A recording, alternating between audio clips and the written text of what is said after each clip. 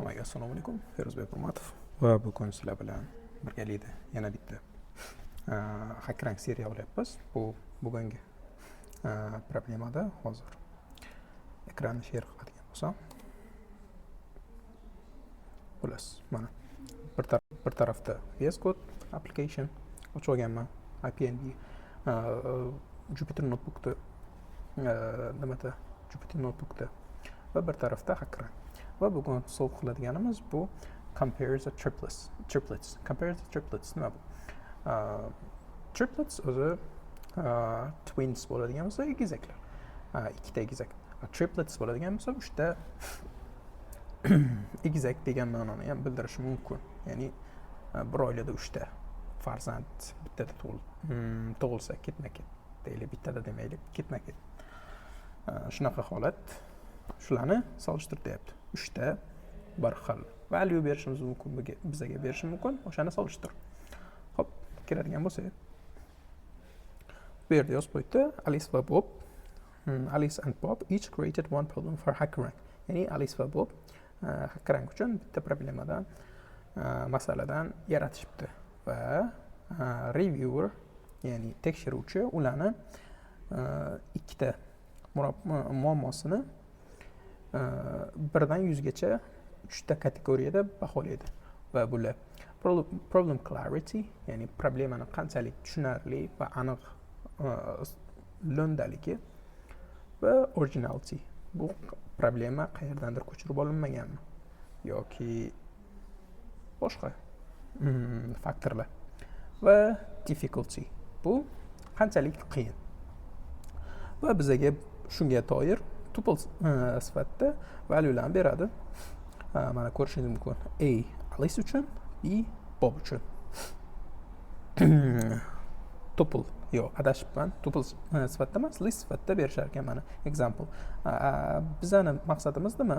Agar Alice'ni 0 da turgan, 0 o'rinda turgan valuesi, Bobni 0 o'rinda turgan valuesini katta bo'lsa, Alice'ga nima yaratib olib, qanaqadir ball qo'shish nimasini yaratib olib, variable'ni yaratib olib, uni har katta bo'lgan payti oshirib borishimiz kerak.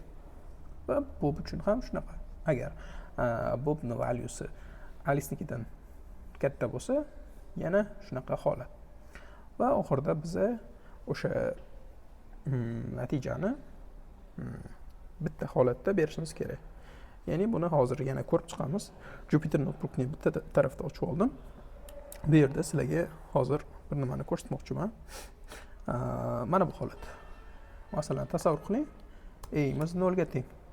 Va men har safar buni bittadan o'stirib bormoqchiman 3 gacha masalan.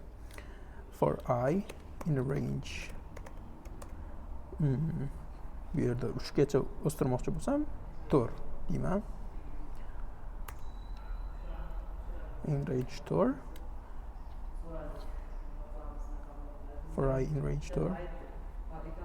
Hozir shunaqa holatda buni qiladigan bo'lsak,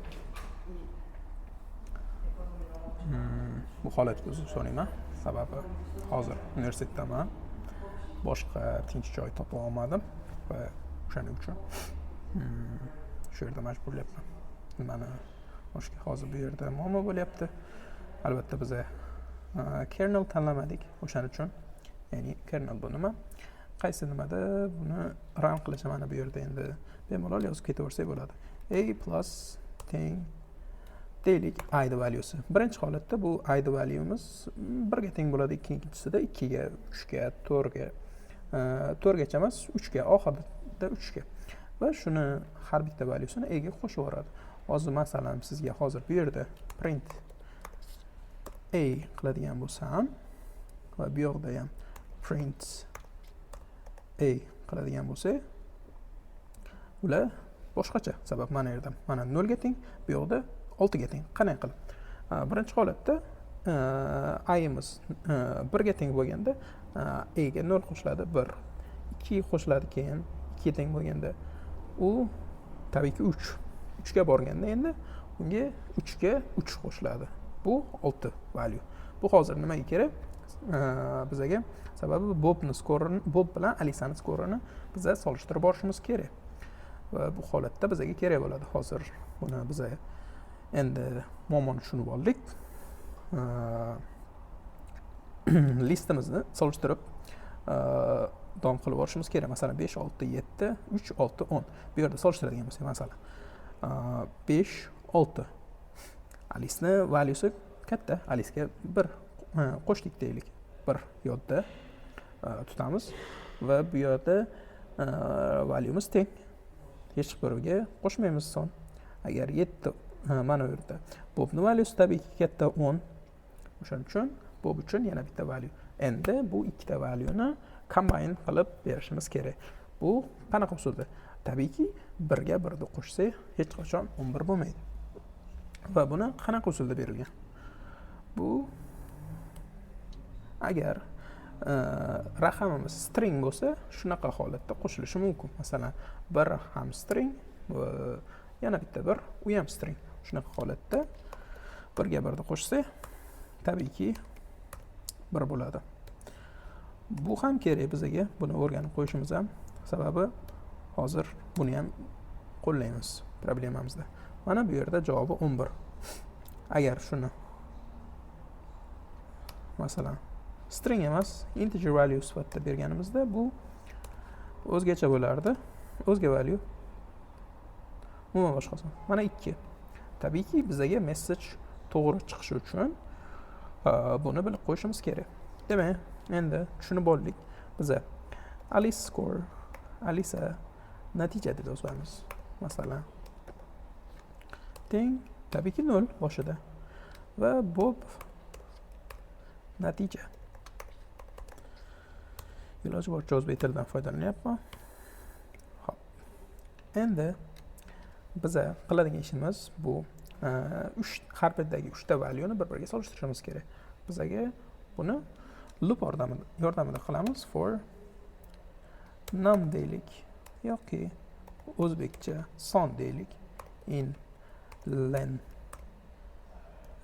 oldin range deb berishimiz kerak. Sabab typo qilmaslik kerak. Xo'sh, mana ikkita typo error. Range 0 albatta, sabab listamiz albatta 0 indeksdan boshlanadi. Va len a gacha. Buni b desak ham bo'ladi, a desak ham bo'ladi. Ikkalasini ham range baribir bir xil. Buni endi nima qilamiz? Bu yerda endi condition statement bilan yozib olamiz. Agar masalan Alice natijasi Bobning natijasidan katta bo'lsa, biz Alice natijasiga 1 ni qo'shishimiz kerak. Shunday case'ni ko'rib chiqsak, if a son katta b son, bularni qayerdan olyapsiz deysiz? Mana bu yerda a b. Buni bizaga line separated value sifatida inputda berib ketyapti. O'sha yerdan olyapman. Va bu sizlarda ham bor. Bu kompyuter tomonidan berilgan bizlar uchun input value. Bunday holatda nima bo'lamiz? Nima qilamiz bu conditionda? Albatta Alice natijasiga qo'shishimiz kerak. Birni hozir shunday qo'z bo'lib qolmaslik uchun mahv qo'yamiz. Xo'p. Bitta case tugadi. Elif yana bitta case'imiz bor. Agar shu holatni aksi bo'ladigan bo'lsa esa biz nima qilardik? B natijaga qo'shishimiz kerak. Bob natija deb o'ylaylik. Masalan, bu yerda bor teng 1. Ya'ni har safar solishtirib agar katta bo'lsa qo'shib boraveramiz. Biz bu yerda teng case'ni olishimiz shart emas. Xohlasak berib qo'ysak ham bo'ladi. Hech qanaqa son qo'shmaymiz, shuning uchun prosta u case'da ya'ni hisobga olmay o'tib ketamiz. Va bizada ikkita case bor.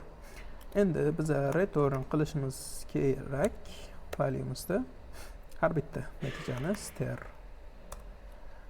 alice natija. Sabab hozir alice'imizda ham bobni ham natijasi integer va integerga qo'shilsa value o'zgaradi. Masalan, agar buni joyida 1 bo'lganda, buni o'rniga 1 bo'lganda, u javob 2 bo'ladi integer valueda. Va strda bu narsa o'zgacha. Javobimiz 11 bo'ladi. O'shaning uchun bobda bu natijani o'zgartirib yozib qo'yamiz.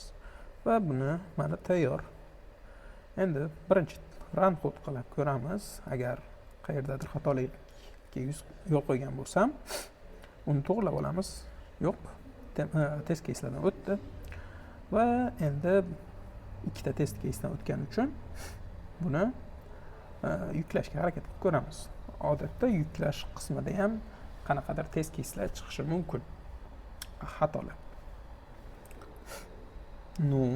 Yo'q.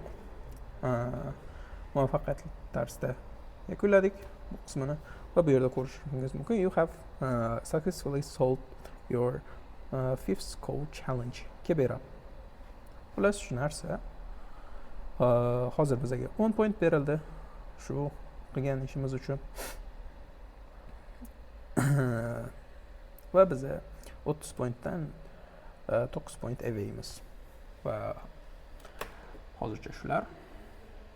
Bugun biz compare the triplets'ni ko'rib chiqdik. Va bunda nechta Python basic syntax ko'rib chiqdik. Masalan, stringga qo'shish yokida loop orqali list valuelarni chaqirib olish va conditionni ham ko'rib chiqdik. Hozircha mendan shular. Hammaga rahmat. Serialni kuzatishda davom eting. Sizlar bilan Feruz Aytmatov.